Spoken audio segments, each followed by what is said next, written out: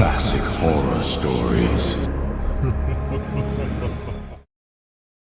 Schalken the Painter, by Sheridan Le Fanu. For he is not a man as I am that we should come together, neither is there any that might lay his hand upon us both. Let him therefore take his rod away from me, and let not his fear terrify me. There exists, at this moment, in good preservation, a remarkable work of Schalken's. The curious management of its lights constitutes, as usual in his pieces, the chief apparent merit of the picture. I say apparent, for in its subject, and not in its handling, however exquisite, consists its real value. The picture represents the interior of what might be a chamber in some antique religious building, and its foreground is occupied by a female figure, in a species of white robe, part of which is arranged so as to form a veil. The dress, however, is not that of any religious order. In her hand the figure bears a lamp, by which alone her figure and face are illuminated, and her features wear such an arch smile, as well becomes a pretty woman when practicing some prankish roguery, in the background. And excepting where the dim red light of an expiring fire serves to define the form, in total shadow, stands the figure of a man dressed in the old Flemish fashion, in an attitude of alarm, his hand being placed upon the hilt of his sword, which he appears to be in the act of drawing. There are some pictures which impress one, I know not how, with a conviction that they represent not the mere ideal shapes and combinations which have floated through the imagination of the artist, but scenes, faces, and situations which have actually existed. There is in that strange picture something that stamps it as the representation of a reality.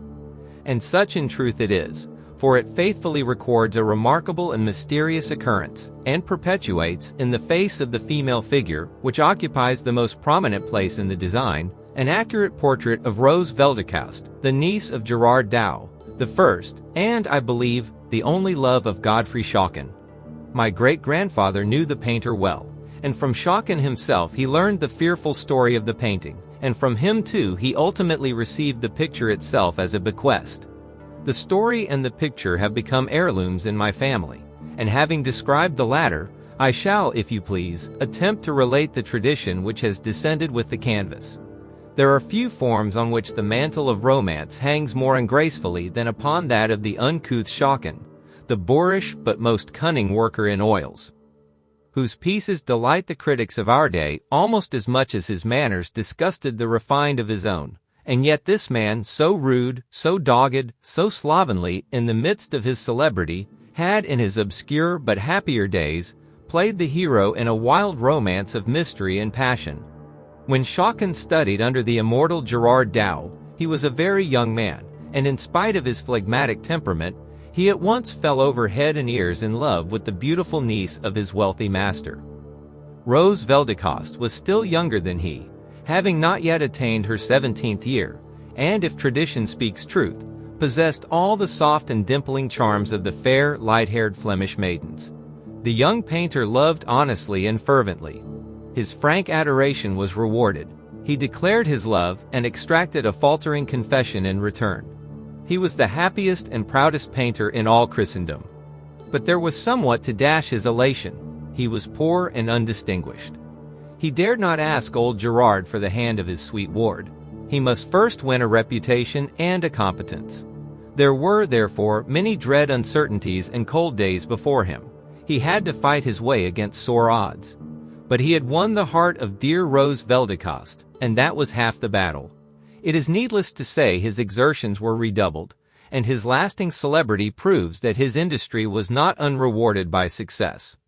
These ardent labors, and worse still, the hopes that elevated and beguiled them, were however destined to experience a sudden interruption, of a character so strange and mysterious as to baffle all inquiry and to throw over the events themselves a shadow of preternatural horror.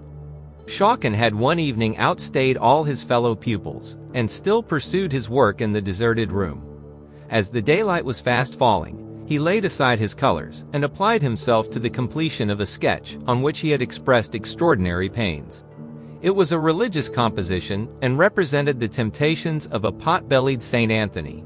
The young artist, however destitute of elevation, had, nevertheless, discernment enough to be dissatisfied with his own work, and many were the patient erasures and improvements which saint and devil underwent, yet all in vain. The large, old-fashioned room was silent, and, with the exception of himself, quite emptied of its usual inmates. An hour had thus passed away, nearly two, without any improved result. Daylight had already declined, and twilight was deepening into the darkness of night. The patience of the young painter was exhausted, and he stood before his unfinished production, angry and mortified, one hand buried in the folds of his long hair, and the other holding the piece of charcoal which had so ill performed its office, and which he now rubbed, without much regard to the sable streaks it produced, with irritable pressure upon his ample Flemish inexpressibles. "Curse the subject," said the young man aloud. "Curse the picture, the devils, the saint." At this moment a short, sudden sniff, uttered close beside him, made the artist turn sharply round, and he now, for the first time, became aware that his labors had been overlooked by a stranger. Within about a yard and a half, and rather behind him, there stood the figure of an elderly man in a cloak and broad-brimmed conical hat.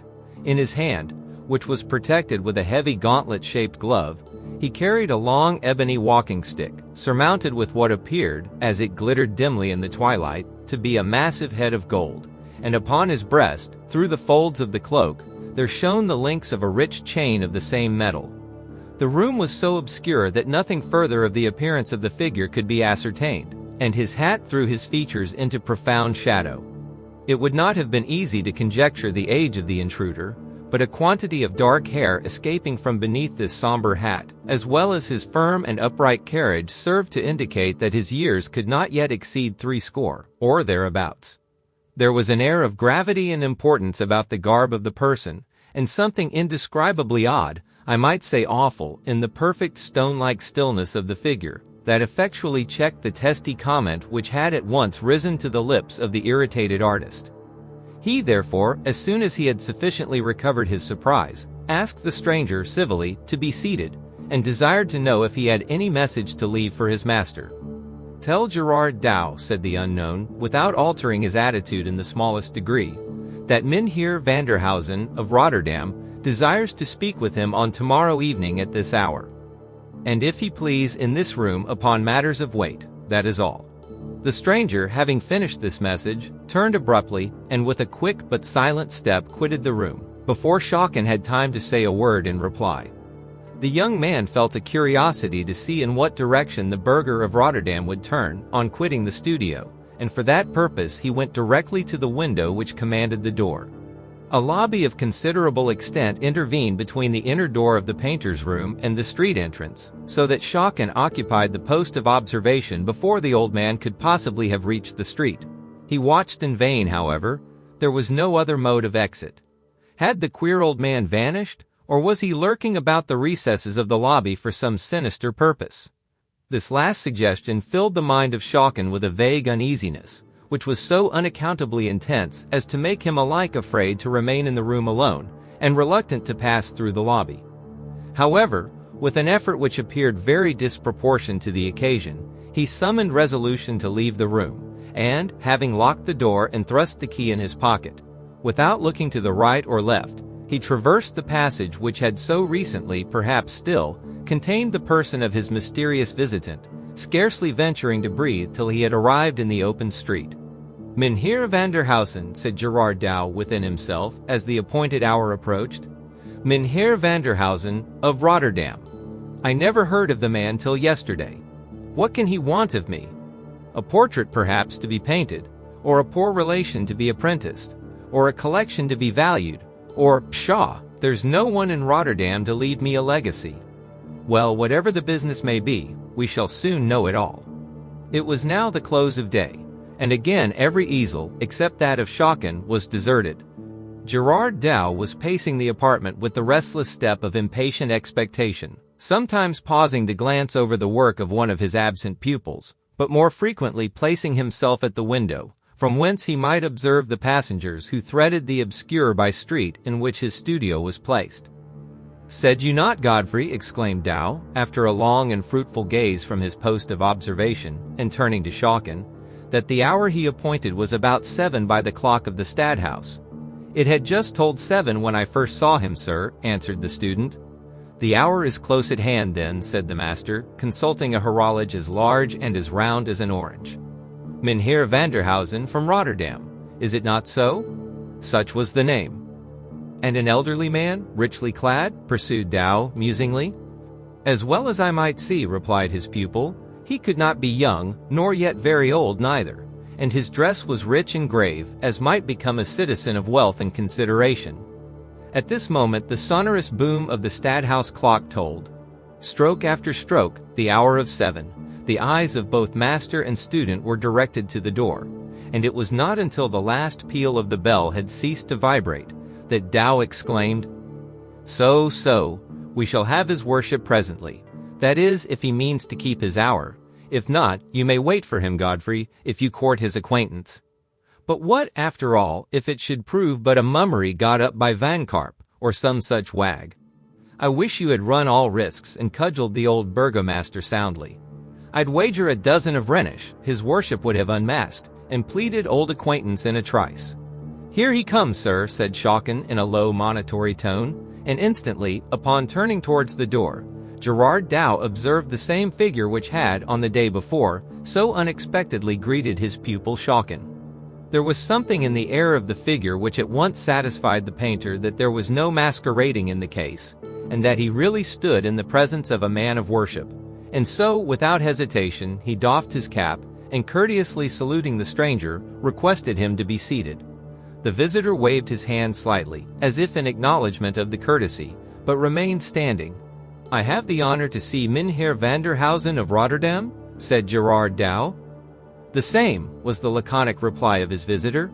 "I understand your worship desires to speak with me," continued Dow, "and I am here by appointment to wait your commands."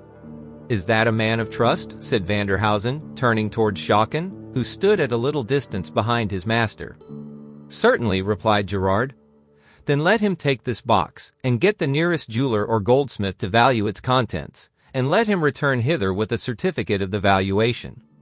At the same time, he placed a small case about 9 inches square in the hands of Gerard Dow, who was as much amazed at its weight as at the strange abruptness with which it was handed to him. In accordance with the wishes of the stranger, he delivered it into the hands of Schalken, and repeating his direction, dispatched him upon the mission. Schalken disposed his precious charge securely beneath the folds of his cloak, and rapidly traversing 2 or 3 narrow streets, he stopped at a corner house, the lower part of which was then occupied by the shop of a Jewish goldsmith. He entered the shop, and calling the little Hebrew into the obscurity of its back recesses, he proceeded to lay before him Vanderhausen's casket. On being examined by the light of a lamp, it appeared entirely cased with lead, the outer surface of which was much scraped and soiled, and nearly white with age. This having been partially removed, there appeared beneath a box of some hard wood, which also they forced open, and after the removal of 2 or 3 folds of linen, they discovered its contents to be a mass of golden ingots, closely packed, and, as the Jew declared, of the most perfect quality. Every ingot underwent the scrutiny of the little Jew, who seemed to feel an Epicurean delight in touching and testing these morsels of the glorious metal, and each one of them was replaced in its berth with the exclamation, "Mein Gott, how very perfect! Not one grain of alloy, beautiful, beautiful!" The task was at length finished, and the Jew certified under his hand the value of the ingots submitted to his examination, to amount to many thousand Rixdollars. With the desired document in his pocket, and the rich box of gold carefully pressed under his arm, and concealed by his cloak, he retraced his way, and entering the studio, found his master and the stranger in close conference. Schalken had no sooner left the room in order to execute the commission he had taken in charge, than Vanderhausen addressed Gerard Dow in the following terms. "I cannot tarry with you tonight more than a few minutes, and so I shall shortly tell you the matter upon which I come. You visited the town of Rotterdam some 4 months ago, and then I saw in the church of St. Lawrence your niece, Rose Veldecost. I desire to marry her, and if I satisfy you that I am wealthier than any husband you can dream of for her, I expect that you will forward my suit with your authority. If you approve my proposal, you must close with it here and now, for I cannot wait for calculations and delays." Gerard Dow was hugely astonished by the nature of Mynheer Vanderhausen's communication. But he did not venture to express surprise, for besides the motives supplied by prudence and politeness, the painter experienced a kind of chill and oppression, like that which is said to intervene when one is placed in unconscious proximity with the object of a natural antipathy, an undefined but overpowering sensation, while standing in the presence of the eccentric stranger, which made him very unwilling to say anything which might reasonably offend him. "I have no doubt," said Gerard, after 2 or 3 prefatory hymns, "that the alliance which you propose would prove alike advantageous and honorable to my niece. But you must be aware that she has a will of her own, and may not acquiesce in what we may design for her advantage." "Do not seek to deceive me, Sir Painter," said Vanderhausen. "You are her guardian. She is your ward. She is mine if you like to make her so." The man of Rotterdam moved forward a little as he spoke, and Gerard Dow, he scarce knew why, inwardly prayed for the speedy return of Schalken. "I desire," said the mysterious gentleman, "to place in your hands at once an evidence of my wealth, and a security for my liberal dealing with your niece. The lad will return in a minute or two with a sum in value 5 times the fortune which she has a right to expect from her husband. This shall lie in your hands, together with her dowry, and you may apply the united sum as suits her interest best. It shall be all exclusively hers while she lives. Is that liberal?" Doe assented, and inwardly acknowledged that fortune had been extraordinarily kind to his niece. The stranger, he thought, must be both wealthy and generous, and such an offer was not to be despised, though made by a humorist, and one of no very prepossessing presence. Rose had no very high pretensions, for she had but a modest dowry, which she owed entirely to the generosity of her uncle. Neither had she any right to raise exceptions on the score of birth, for her own origin was far from splendid, and as the other objections, Gerald resolved, and indeed by the usages of the time, was warranted in resolving, not to listen to them for a moment. "Sir," said he, addressing the stranger, "your offer is liberal, and whatever hesitation I may feel in closing with it immediately arises solely from my not having the honor of knowing anything of your family or station. Upon these points you can, of course, satisfy me without difficulty." "As to my respectability," said the stranger dryly, "you must take that for granted at present. Pester me with no inquiries. You can discover nothing more about me than I choose to make known. You shall have sufficient security for my respectability. My word, if you are honorable; if you are sordid, my gold." A testy old gentleman, thought Dow. He must have his own way, but all things considered, I am not justified to declining his offer. I will not pledge myself unnecessarily, however. "You will not pledge yourself unnecessarily," said Vanderhausen, strangely uttering the very words which had just floated through the mind of his companion. "But you will do so if it is necessary, I presume, and I will show you that I consider it indispensable. If the gold I mean to leave in your hands satisfy you, and if you don't wish my proposal to be at once withdrawn, you must, before I leave this room, write your name to this engagement." Having thus spoken, he placed a paper in the hands of the master, the contents of which expressed an engagement entered into by Gerard Dow, to give to Wilken Vanderhausen of Rotterdam, in marriage, Rose Veldekaust, and so forth, within 1 week of the date thereof.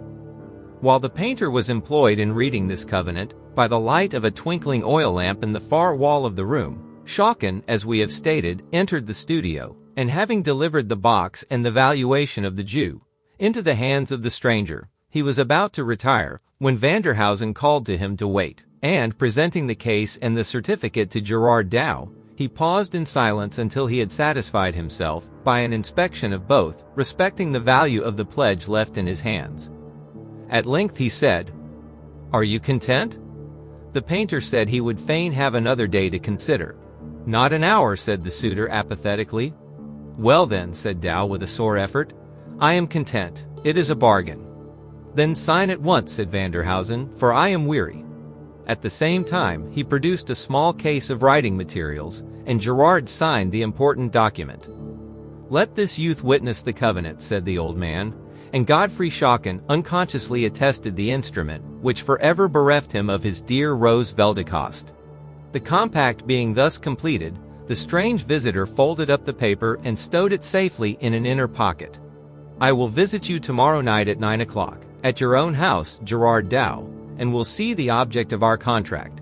and so saying, Wilken Vanderhausen moved stiffly but rapidly out of the room.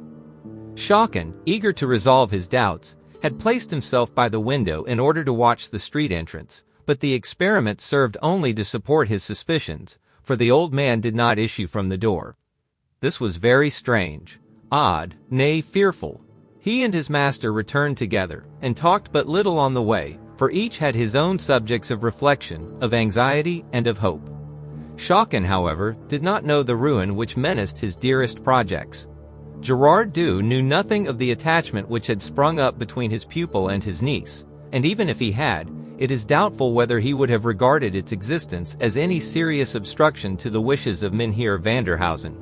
Marriages were then and there matters of traffic and calculation, and it would have appeared as absurd in the eyes of the guardian to make a mutual attachment an essential element in a contract of the sort, as it would have been to draw up his bonds and receipts in the language of romance. The painter, however, did not communicate to his niece the important step which he had taken in her behalf, a forbearance caused not by any anticipated opposition on her part, but solely by a ludicrous consciousness that if she were to ask him for a description of her destined bridegroom, he would be forced to confess that he had not once seen his face, and if called upon, would find it absolutely impossible to identify him. Upon the next day, Gerard Dew, after dinner, called his niece to him, and having scanned her person with an air of satisfaction, he took her hand, and looking upon her pretty innocent face with a smile of kindness, he said, "Rose, my girl, that face of yours will make your fortune." Rose blushed and smiled. Such faces and such tempers seldom go together, and when they do, the compound is a love charm. Few heads or hearts can resist. Trust me, you will soon be a bride, girl. But this is trifling, and I am pressed for time. So make ready the large room by 8 o'clock tonight, and give directions for supper at 9. I expect a friend, and observe me, child, do you trick yourself out handsomely. I will not have him think us poor or sluttish." With these words he left her, and took his way to the room in which his pupils worked. When the evening closed in, Gerard called Schalken, who was about to take his departure to his own obscure and comfortless lodgings, and asked him to come home and sup with Rose and Vanderhausen. The invitation was, of course, accepted, and Gerard Dew and his pupils soon found themselves in the handsome and even then antique chamber, which had been prepared for the reception of the stranger. A cheerful wood fire blazed in the hearth, a little at one side of which an old-fashioned table, which shone in the firelight like burnished gold, was awaiting the supper, for which preparations were going forward, and ranged with exact regularity stood the tall back chairs, whose ungracefulness was more than compensated by their comfort. The little party, consisting of Rose, her uncle, and the artist, awaited the arrival of the expected visitor with considerable impatience. 9 o'clock at length came, and with it a summons at the street door, which being speedily answered, was followed by a slow and emphatic tread upon the staircase. The steps moved heavily across the lobby. The door of the room in which the party we have described were assembled slowly opened, and there entered a figure which startled, almost appalled, the phlegmatic Dutchman, and nearly made Rose scream with terror. It was the form, and arrayed in the garb of Mynheer Vanderhausen. The air, the gait, the height were the same, but the features had never been seen by any of the party before. The stranger stopped at the door of the room and displayed his form and face completely. He wore a dark-colored cloth cloak, which was short and full, not falling quite to his knees. His legs were cased in dark purple silk stockings, and his shoes were adorned with roses of the same color. The opening of the cloak in front showed the undersuit to consist of some very dark, perhaps sable material, and his hands were enclosed in a pair of heavy leather gloves, which ran up considerably above the wrist in the manner of a gauntlet. In one hand he carried his walking stick and his hat, which he had removed, and the other hung heavily by his side. A quantity of grizzled hair descended in long tresses from his head, and rested upon the plaits of a stiff ruff, which effectually concealed his neck. So far, all was well. But the face. All the flesh of the face was colored with the bluish leaden hue, which is sometimes produced by metallic medicines, administered in excessive quantities. The eyes showed an undue proportion of muddy white, and had a certain indefinable character of insanity. The hue of the lips, bearing the usual relation to that of the face, was consequently nearly black, and the entire character of the face was sensual, malignant, and even satanic. It was remarkable that the worshipful stranger suffered as little as possible of his flesh to appear, and that during his visit he did not once remove his gloves. Having stood for some moments at the door, Gerard Dow at length found breath and collectedness to bid him welcome, and with a mute inclination of the head, the stranger stepped forward into the room. There was something indescribably odd, even horrible, about all his motions, something undefinable, that was unnatural, unhuman. It was as if the limbs were guided and directed by a spirit unused to the management of bodily machinery. The stranger spoke hardly at all during his visit, which did not exceed half an hour, and the host himself could scarcely muster courage enough to utter the few necessary salutations and courtesies. And indeed, such was the nervous terror which the presence of Vanderhausen inspired, that very little would have made all his entertainers fly in downright panic from the room. They had not so far lost all self-possession, however, as to fail to observe two strange peculiarities of their visitor. During his stay his eyelids did not once close, or indeed move in the slightest degree, and farther, there was a death-like stillness in his whole person, owing to the absence of the heaving motion of the chest, caused by the process of respiration. These two peculiarities, though when told they may appear trifling, produced a very striking and unpleasant effect when seen and observed. Vanderhausen at length relieved the painter of Leyden of his inauspicious presence, and with no trifling sense of relief, the little party heard the street door close after him. "Dear uncle," said Rose, "what a frightful man!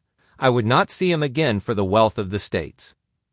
"Tush, foolish girl," said Dow, whose sensations were anything but comfortable.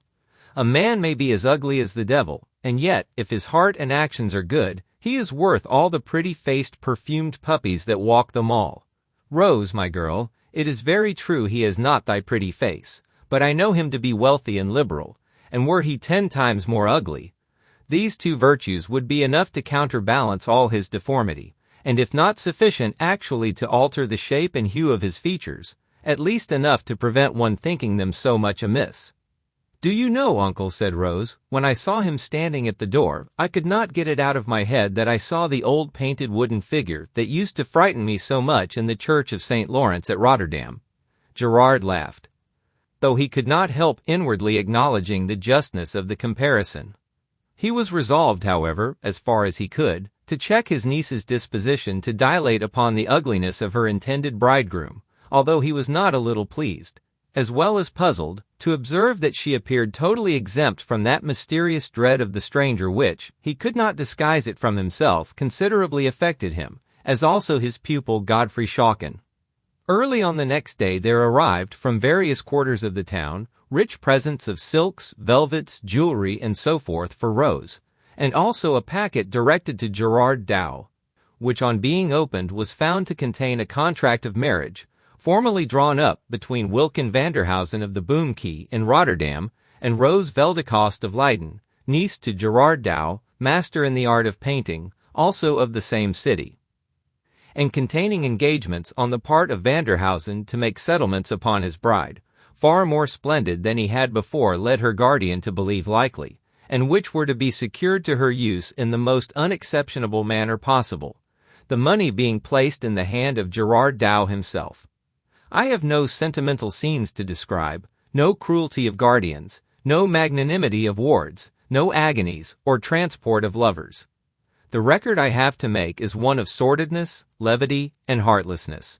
In less than a week after the first interview which we have just described, the contract of marriage was fulfilled, and Schalken saw the prize which he would have risked existence to secure, carried off in solemn pomp by his repulsive rival. For 2 or 3 days he absented himself from the school. He then returned and worked, if with less cheerfulness, with far more dogged resolution than before. The stimulus of love had given place to that of ambition. Months passed away, and contrary to his expectation, and indeed to the direct promise of the parties, Gerard Dow heard nothing of his niece or her worshipful spouse. The interest of the money, which was to have been demanded in quarterly sums, lay unclaimed in his hands. He began to grow extremely uneasy. Mynheer Vanderhausen's direction in Rotterdam he was fully possessed of. After some irresolution he finally determined to journey thither, a trifling undertaking and easily accomplished, and thus to satisfy himself of the safety and comfort of his ward, for whom he entertained an honest and strong affection. His search was in vain, however. No one in Rotterdam had ever heard of Mynheer Vanderhausen. Gerard Douw left not a house in the Boom Key untried, but all in vain. No one could give him any information whatever touching the object of his inquiry, and he was obliged to return to Leiden nothing wiser and far more anxious than when he had left it. On his arrival he hastened to the establishment from which Vanderhausen had hired the lumbering, though, considering the times, most luxurious vehicle which the bridal party had employed to convey them to Rotterdam. From the driver of this machine he learned that, having proceeded by slow stages, they had late in the evening approached Rotterdam, but that before they entered the city, and while yet nearly a mile from it, a small party of men, soberly clad, and after the old fashion, with peaked beards and mustaches, standing in the center of the road, obstructed the further progress of the carriage. The driver reined in his horses, much fearing, from the obscurity of the hour and the loneliness of the road, that some mischief was intended. His fears were, however, somewhat allayed by his observing that these strange men carried a large litter of an antique shape, and which they immediately set down upon the pavement. Whereupon the bridegroom, having opened the coach door from within, descended, and having assisted his bride to do likewise, led her, weeping bitterly and wringing her hands, to the litter, which they both entered. It was then raised by the men who surrounded it, and speedily carried towards the city, and before it had proceeded very far, the darkness concealed it from the view of the Dutch coachman. In the inside of the vehicle he found a purse, whose contents more than thrice paid the hire of the carriage and man. He saw and could tell nothing more of Mynheer Vanderhausen and his beautiful lady. This mystery was a source of profound anxiety and even grief to Gerard Douw. There was evidently fraud in the dealing of Vanderhausen with him, though for what purpose committed he could not imagine. He greatly doubted how far it was possible for a man possessing such a countenance to be anything but a villain, and every day that passed without his hearing from or of his niece, instead of inducing him to forget his fears, on the contrary, tended more and more to aggravate them. The loss of her cheerful society tended also to depress his spirits, and in order to dispel the gloom which often crept upon his mind after his daily occupations were over, he was wont frequently to ask Schalken to accompany him home and share his otherwise solitary supper. One evening the painter and his pupil were sitting by the fire, having accomplished a comfortable meal, and had yielded to the silent and delicious melancholy of digestion, when their ruminations were disturbed by a loud sound at the street door, as if occasioned by some person rushing and scrambling vehemently against it.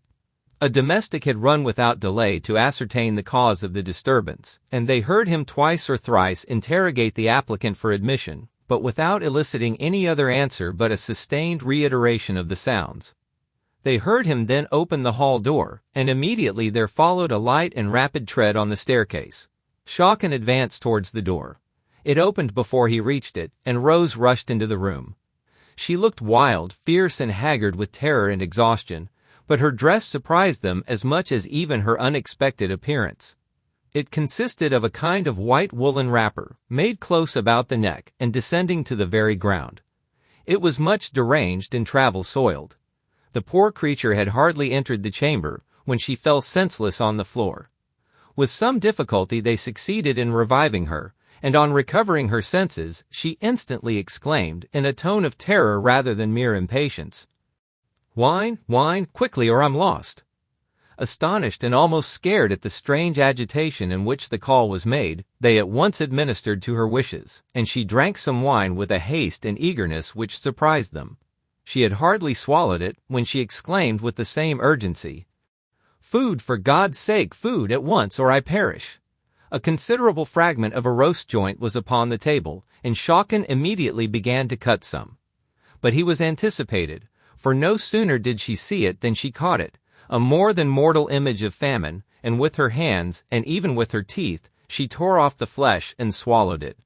When the paroxysm of hunger had been a little appeased, she appeared on a sudden overcome with shame, or it may have been that other more agitating thoughts overpowered and scared her, for she began to weep bitterly and to wring her hands.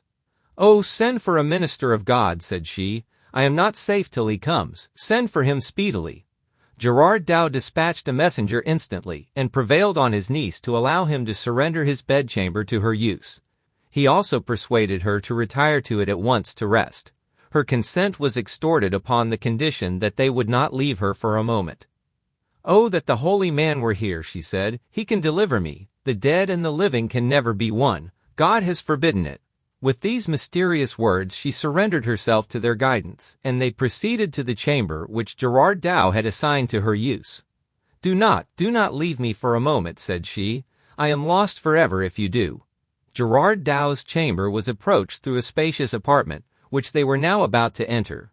He and Schalken each carried a candle, so that a sufficiency of light was cast upon all surrounding objects. They were now entering the large chamber, which, as I have said, communicated with Dow's apartment, when Rose suddenly stopped, and in a whisper which thrilled them both with horror, she said, "Oh God, he is here! He is here! See, there he goes!" She pointed towards the door of the inner room, and Schalken thought he saw a shadowy and ill-defined form gliding into that apartment. He drew his sword, and raising the candle so as to throw its light with increased distinctness upon the objects in the room, he entered the chamber into which the shadow had glided. No figure was there, nothing but the furniture which belonged to the room, and yet he could not be deceived as to the fact that something had moved before them into the chamber. A sickening dread came upon him, and the cold perspiration broke out in heavy drops upon his forehead. Nor was he more composed when he heard the increased urgency and agony of entreaty, with which Rose implored them not to leave her for a moment. "I saw him," said she. "He's here. I cannot be deceived. I know him. He's by me. He is with me. He's in the room. Then for God's sake, as you would save me, do not stir from beside me." They at length prevailed upon her to lie down upon the bed, where she continued to urge them to stay by her. She frequently uttered incoherent sentences, repeating again and again, "The dead and the living cannot be one. God has forbidden it." And then again, "Rest to the wakeful, sleep to the sleepwalkers." These and such mysterious and broken sentences she continued to utter until the clergyman arrived. Gerard Dow began to fear, naturally enough, that terror or ill treatment had unsettled the poor girl's intellect, and he half suspected, by the suddenness of her appearance, the unseasonableness of the hour, and above all, from the wildness and terror of her manner, that she had made her escape from some place of confinement for lunatics, and was in imminent fear of pursuit. He resolved to summon medical advice as soon as the mind of his niece had been in some measure set at rest by the offices of the clergyman, whose attendance she had so earnestly desired. And until this object had been attained, he did not venture to put any questions to her, which might possibly, by reviving painful or horrible recollections, increase her agitation. The clergyman soon arrived, a man of ascetic countenance and venerable age, one whom Gerard Dow respected very much, forasmuch as he was a veteran polemic, though one perhaps more dreaded as a combatant than beloved as a Christian, of pure morality, subtle brain, and frozen heart. He entered the chamber which communicated with that in which Rose reclined, and immediately on his arrival, she requested him to pray for her, as for one who lay in the hands of Satan, and who could hope for deliverance only from heaven. That you may distinctly understand all the circumstances of the event which I am going to describe, it is necessary to state the relative position of the parties who were engaged in it. The old clergyman and Schalken were in the anteroom of which I have already spoken. Rose lay in the inner chamber, the door of which was open, and by the side of the bed, at her urgent desire, stood her guardian. A candle burned in the bedchamber, and 3 were lighted in the outer apartment. The old man now cleared his voice as if about to commence, but before he had time to begin, a sudden gust of air blew out the candle which served to illuminate the room in which the poor girl lay, and she, with hurried alarm, exclaimed, "Godfrey, bring in another candle, the darkness is unsafe." Gerard Dow, forgetting for the moment her repeated injunctions, in the immediate impulse, stepped from the bedchamber into the other, in order to supply what she desired. "Oh God, do not go, dear uncle!" shrieked the unhappy girl, and at the same time she sprung from the bed and darted after him, in order, by her grasp, to detain him. But the warning came too late, for scarcely had he passed the threshold, and hardly had his niece had time to utter the startling exclamation, when the door which divided the 2 rooms closed violently after him, as if swung by a strong blast of wind. Schalken and he both rushed to the door, but their united and desperate efforts could not avail so much as to shake it. Shriek after shriek burst from the inner chamber, with all the piercing loudness of despairing terror. Schalken and Dow applied every nerve to force open the door, but all in vain. There was no sound of struggling from within, but the screams seemed to increase in loudness, and at the same time they heard the bolts of the latticed window withdrawn, and the window itself grated upon the sill as if thrown open. One last shriek, so long and piercing and agonized as to be scarcely human, swelled from the room, and suddenly there followed a death-like silence. A light step was heard crossing the floor, as if from the bed to the window, and almost at the same instant the door gave way, and yielding to the pressure of the external applicants, nearly precipitated them into the room. It was empty. The window was open, and Schalken sprung to a chair and gazed out upon the street and canal below. He saw no form, but he saw, or thought he saw, the waters of the broad canal beneath settling ring after ring in heavy circles, as if a moment before disturbed by the submission of some ponderous body. No trace of Rose was ever after found, nor was anything certain respecting her mysterious wooer discovered or even suspected. No clue whereby to trace the intricacies of the labyrinth, and to arrive at its solution, presented itself. But an incident occurred which, though it will not be received by our rational readers in lieu of evidence, produced nevertheless a strong and a lasting impression upon the mind of Schalken. Many years after the events which we have detailed, Schalken, then residing far away, received an intimation of his father's death, and of his intended burial upon a fixed day in the church of Rotterdam. It was necessary that a very considerable journey should be performed by the funeral procession, which, as it will be readily believed, was not very numerously attended. Schalken with difficulty arrived in Rotterdam late in the day upon which the funeral was appointed to take place. It had not then arrived. Evening closed in, and still it did not appear. Schalken strolled down to the church. He found it open. Notice of the arrival of the funeral had been given, and the vault in which the body was to be laid had been opened.